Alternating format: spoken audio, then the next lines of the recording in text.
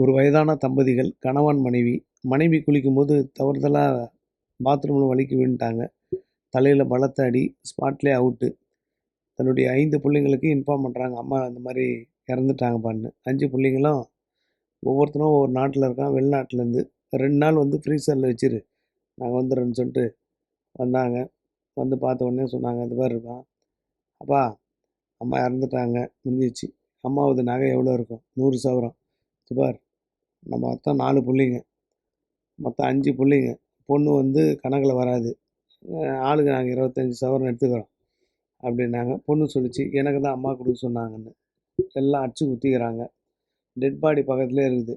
சம்மந்தமே இல்லாத ஒருத்தன் வந்து சேலை எடுத்துன்னு வந்து டெட் பாடியில் போட்டு, கமலா நான் வாங்கி கொடுத்த சேலையை நீ கட்டலையே அப்படின்னு சொல்லிட்டு பொருளையை கிளம்பிட்டு போயிட்டேன். உடனே அம்மாவுடைய உறவுலேயே சந்தேகப்பட்டாங்க பிள்ளைங்க. எல்லாம் முடிஞ்சிச்சு. நகையும் வந்து மறுநாள் ஷேர் பண்ணிக்கிறாங்க.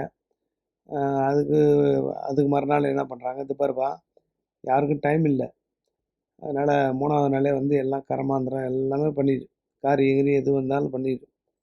இவ்வளோ பெரிய வீட்டில் நீ இருக்காத தனியாக, உன்னை எல்லாரும் எங்கள் வீட்டுக்கு கூப்பிட்டு போகணுன்னு நினைக்கிறோம். அங்கங்கே எங்களுக்கு நிலைமை சரியில்லை, அதனால் நீ இவ்வளோ பேர் வீட்டில் இருக்காத, இதை வாடகை விட்டுடலாம், இதை வாடகை விட்டு நாங்கள் 4 பேர் ஷேர் பண்ணிக்கிறோம், நீ அதான் ஒரு அனாதை இல்லத்துக்கு போயிடு, அதான் பெஸ்ட்டுன்னாங்க. ஒரு கதறி அழுகுறாரு, என்னப்பா திடீர்னு இப்படின்னு.